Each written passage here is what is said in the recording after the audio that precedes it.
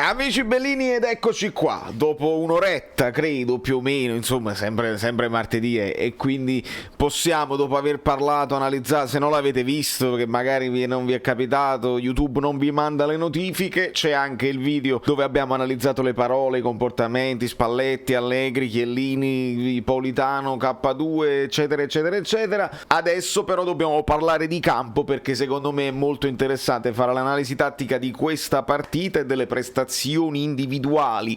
Cominciamo. È un martedì pazzesco. Rumori incredibili, rumori. Allora, amici bellini, qualcuno non si iscrive al canale, non fa niente, lurcate, divertitevi, guardate, va bene anche così, non iscrivetevi al canale, vabbè, facciamo una cosa nuova, però state con me e commentate e ditemi la vostra per quanto riguarda questa partita. Abbiamo le lavagnette, abbiamo vedi la situazione qua, ma non è così, che faccio? Sparisco completamente, non può essere così, devo farla meglio, così. Esatto, e poi questo sparisce esattamente così, e poi quell'altra sotto che si vede qua, la togliamo, però un attimo solo, perché c'è uno screenshot interessante del primo tempo che vi voglio far vedere. Eravamo al 25esimo, esatto, con la Juventus in vantaggio. Io credo che prima di affrontare proprio le posizioni in campo ci sono state 3 partite all'interno di questa partita. L'approccio del Napoli è stato buono. Se voi andate a vedere la mia reaction, le partite andrebbero veramente per un'analisi approfondita, e io so che i giornalisti miei preferiti se la guardano 2 volte perché sono pazzi, e anche perché il loro lavoro se la devono fare. È come se io una canzone me la ascolto una volta sola e poi voglio andare a suonarla, alle volte anche senza ascoltarla è capitato di suonare la canzone, ma non è professionale. Invece tu l'ascolti una volta, l'ascolti 2 volte, la trascrivi, la impari, la fai tua, e quindi poi sei padrone della canzone. La partita, per essere padroni della partita, la devi guardare almeno 2 volte, specialmente quando sei un tifoso della squadra e poi vuoi fare l'analisi. Non tutti i tifosi sono in grado di guardarla in maniera distaccata, ma io assolutamente per primo. Ovviamente abbiamo delle preferenze, abbiamo dei giocatori che ci piacciono di più, altri che ci piacciono di meno, allora guardiamo l'errore del giocatore che ci piace di meno perché lo notiamo di più. Quando la vai a riguardare noti delle cose, e questo è importante. Anche per quanto riguarda il modulo, è chiaro, per me si stava giocando 4-2-3-1 con Anghissà e Fabian bassi ed Elmas sotto punta, però dal momento in cui il Napoli inizia la partita bene, l'approccio bene, Elmas va pure al tiro, Elmas si stava proponendo, dopodiché c'è una seconda partita che comincia dopo l'errore di Manolas, dopo la Juve passa in vantaggio, c'è una sorta di scoramento, il Napoli accusa, è sempre il Napoli di Spalletti che accusa tantissimo, perché mo non diciamo è cambiato il Napoli, calma, perché affrontiamo tutte le cose. Il Napoli accusa l'errore di Manolas, accusa il fatto che la partita si mette sui binari preferiti della Juventus, e ci sciogliamo un pochino, e cambia anche l'atteggiamento, perché guardate in questo screenshot, voi vedete tranquillamente la difesa a 3 con Insigne che è più la difesa a 3, intendo il centrocampo a 3, con Insigne che in questo caso è più vicino ad Osimhen. Guardate bene, c'è Elmas, c'è Fabian e c'è Anghissà proprio schierati a 3, centrocampo a 3.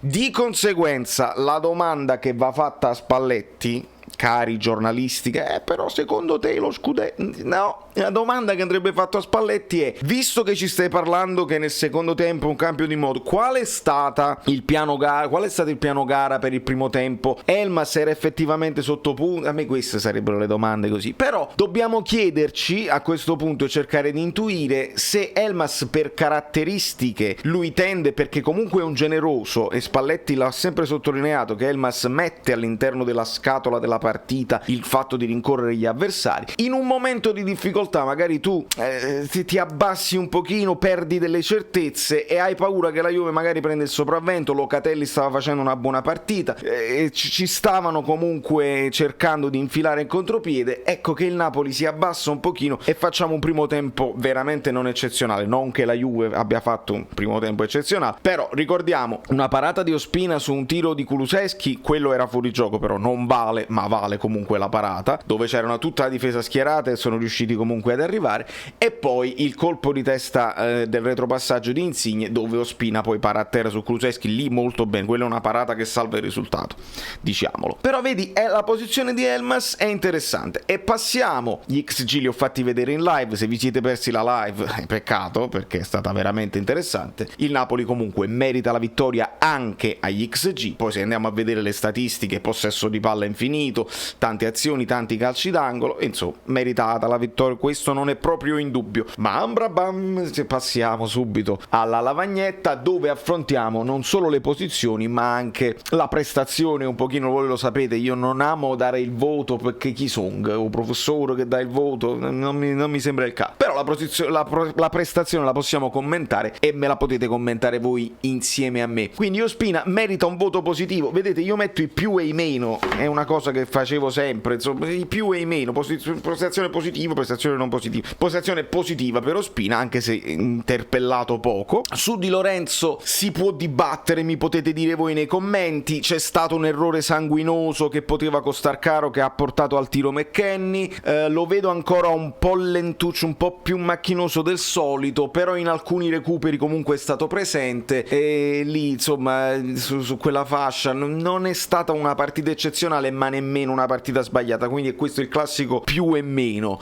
Manolas purtroppo il meno se lo porta, perché in quell'errore ci poteva costar caro, mentre Koulibaly ha fatto una di quelle partite dominanti, una di quelle partite da leader, conclusa anche con quel gol, conclusa con la fotografia agli spalti, una roba straordinaria, bellissima, veramente bellissima, e proprio su un calcio d'angolo che viene da Zielinski, questo poi ci arriveremo per la prestazione di Zielinski, quindi calpa 2, molto bene, si gioca la palma di migliori in campo con questo ragazzone qua che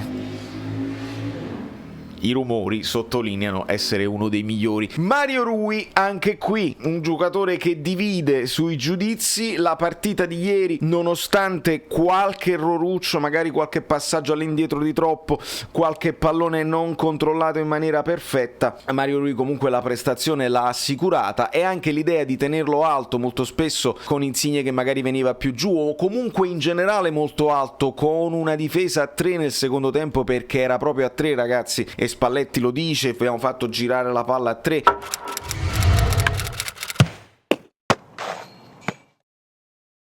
Con Mario Rui lì non è la prima volta che lo vediamo, l'abbiamo visto anche con Gattuso. Quello significa conoscere profondamente i difetti di ogni giocatore e cercare di limitarli, cercare di nascondere i difetti, che era un po' quello che ha fatto anche Sarri nel suo triennio. Se Mario Rui lo metti in avanti, che ogni tanto si accentra, ogni tanto cerca il dialogo con le mezze punte, con le mezze ali e con il sottopunta, può essere un giocatore interessante. Deve essere più, a volte anche deve rischiarla la giocata. Per esempio c'è stato un doppio passo di Mario Rui dove se n'è andato e poi ha messo il cross. Provaci, ragazzo, che tu la tecnica ce l'hai, non hai il fisico magari per giocartela a sportellate, ma giocatela. Poi Malquit entra, e mi piace sottolineare che Malquit da sinistra, dove ci mette paura, comunque è intervenuto su, mi pare fosse Bernardeschi, e nel contrasto riesce anche a non metterla in angolo, ma la fa carambolare su Bernardeschi. Quindi bravo Malquit, questo è importante. I vari innesti che vengono fatti anche per far rifiatare, perché la rosa deve essere tutta omogenea, omologata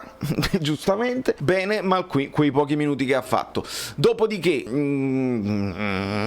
arrizzo, mi faceva arrizzare Dem e mi fa arrizzare Anghissà. Signori, questo senza saper né leggere né scrivere, con un allenamento, insomma, appena conosciuto i compagni, si è messo là piano piano, con personalità. Ho contato 3 colpi di tacco, ma non colpi di tacco per fare la giocata bella, colpi di tacco intelligente, perché senza doversi girare ti sei liberato del pallone dandola col compagno meglio piazzato. Non è un colpo di tacco per far vedere, è un colpo di tacco interessante. Quando ti devi girare, Manolas, a volte è peggio, perché ti giri, sei squilibrato, e invece bravissimo Anghissà. Giocate semplici, giocate di personalità, contrasti, si è attaccato agli avversari, lo abbiamo visto un po' a tutto campo, dava anche una mano sulla fascia non di competenza quando vedeva che c'era inferiorità numerica. Signori, questo qui, se ci conferma queste prestazioni, per me è titolare inamovibile, proprio inamovibile. inamovibile la mia decisione in questo momento a bocce ferme, Demme più Anghissà più un terzo a scelta, a seconda della partita, a seconda dell'avversario, a seconda di chi sta più in forma. Fabian è uno di quelli che durante la partita mi fa bestemmiare, qualche erroruccio lo fa, molto spesso lo vedo che nei contrasti non è proprio deciso e possente, alle volte sembra farsi superare facilmente, altre volte invece il contrasto lo fa, e il contrasto che fa porta poi al primo gol di Politano, perché recupera palla in questa zona, se non sbaglio dopo averla persa, ma la recupera, la cede a chi la deve cedere, credo che fosse direttamente ad Insigne, che poi tira, eccetera eccetera.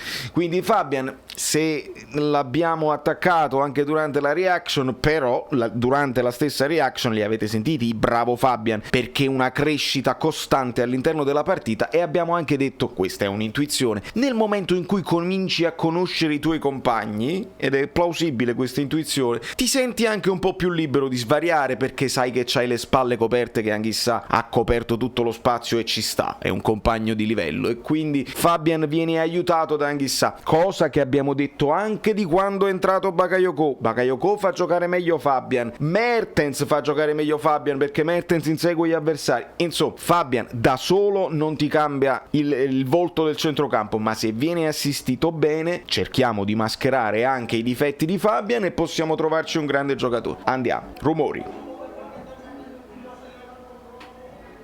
I cafardi, questo è il nuovo hashtag sotto nei commenti, i cafardi. Dopodiché Elmas lo vogliamo attaccare, impalpabile, non sappiamo quale ruolo è, eccetera eccetera. Ci ha detto anche Spalletti che Elmas doveva dormire, così come Osimhen. Insomma ragazzi, io non me la riesco a prendere, sarà che il ragazzo è giovane, sarà che ci mette tutta la buona volontà, e quando vedo la maglietta bella sudata io comunque tendo a premiare nel giudizio. Elmas non gli riesco a dare troppo un giudizio negativo. Ripeto, la situazione ibrida non era sempre sottopunta, ma non era sempre mezzala, perché poi mezzala che significa? Che Fabian era centrale di centrocampo?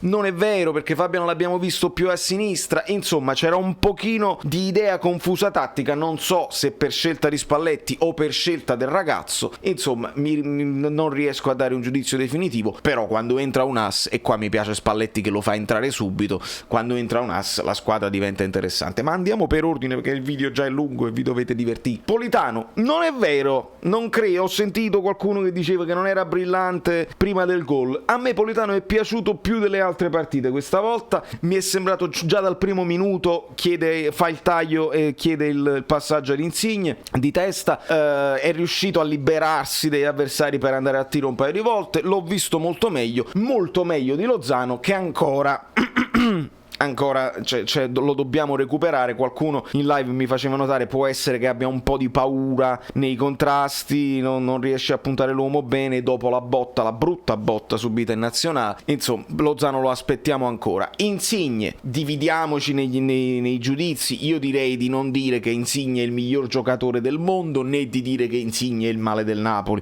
e non è per rimanere fuori dalla discussione. Insigne fa la sua partita, non deve essere sempre decisivo, però ragazzi va bene, insomma fa tutto un altro lavoro che non si vede, che il tifoso medio non vede, quello di raccordo, quello di sacrificio, di primo pressing, ha recuperato anche un paio di palloni ottimi. Insomma, alla fine il gol di Politano dove arriva da un tiro di Insigne, era un tiragiro fesso, moscio eccetera eccetera, intanto fa parte di quel gol. 400 partite nel Napoli, dai capitano. Osimhen, stesso discorso, si può attaccare, ma per quello per come stava fisicamente, secondo me più di questo, stretto nella morsa dei Marcantoni della Juventus, più di questo secondo me non poteva fare. A me convince, a me sta bene che la punta titolare del Napoli sia Osimhen, non mi lamento. Mi è piaciuto un ass che nel secondo tempo finisce in questa zona all'inizio veramente da sottopunta, e quindi in questo caso si passa con centrocampo a 2, però era quasi a 3 con Mario Rui qua. Capite la bellezza del secondo tempo, dove questa è la terza partita che si è giocata, dove il Napoli si è preso la palla, Ospina si faceva le unghie e il Napoli ha dominato assolutamente, e la formazione era quasi questa, se vogliamo, con Mario Rui più avanti. K2 era dominante, quindi poteva guardare un po' tutte le zone.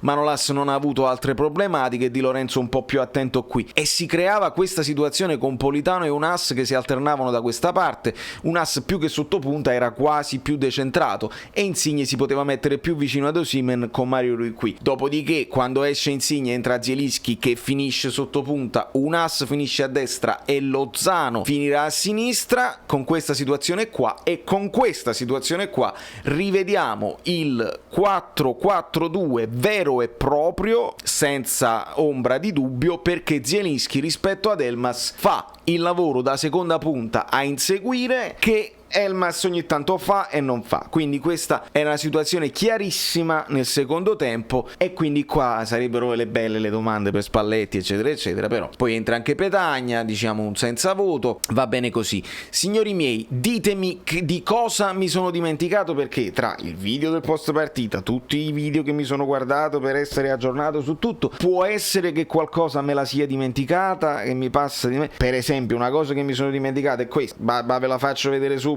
che è a margine. Voi direte, ah, boh, ma che ce ne frega? No, ce ne frega, perché quando Koulibaly posta la sua foto su Instagram, no? E dice, questa qua, la foto del gol, sapete cosa ha scritto Koulibaly? Wow! 3000, che bello, wow! Proprio wow! E Koulibaly è questo, Napoli U2-1, forza Napoli sempre, mamma, hashtag mamma, Koulibaly nel nostro cuore per sempre. E quindi quando metto la benzina, io non metto $25, ma ne metto 26. Da New York, Valerio Fluido è tutto. Mi fate sapere nei commenti che cosa mi sono dimenticato, perché sicuro devo andare a dormire, come Osimhen e come Elmas devo assolutamente andare a dormire. Ce la godiamo, ci godiamo i 3 punti, ci godiamo il momento di classifica felice, aspettiamo quando ci saranno le problematiche più in là. All'Ester ci voglio pensare più tardi, basta, adesso godimento, ci guardiamo le altre partite, pensiamo al fantacalcio. Vi voglio bene, nuovi abbonati iscrivetemi, altrimenti mamma che ansia come ti aggiungo al gruppo. Vi voglio bene, Valerio Fluido da New York, seguite su, vabbè, ma ve lo dice lei. Ciao, sono Saveria Solida. Se arriviamo a 15.000 iscritti su YouTube è una cosa di cortesia, ma secondo me dovreste seguirlo anche su Instagram, @ValerioFluido. Fa tutte queste cose cretine. Sei iscritto pure a TikTok. Di più, dai, basta, sei cringe. Quante cose.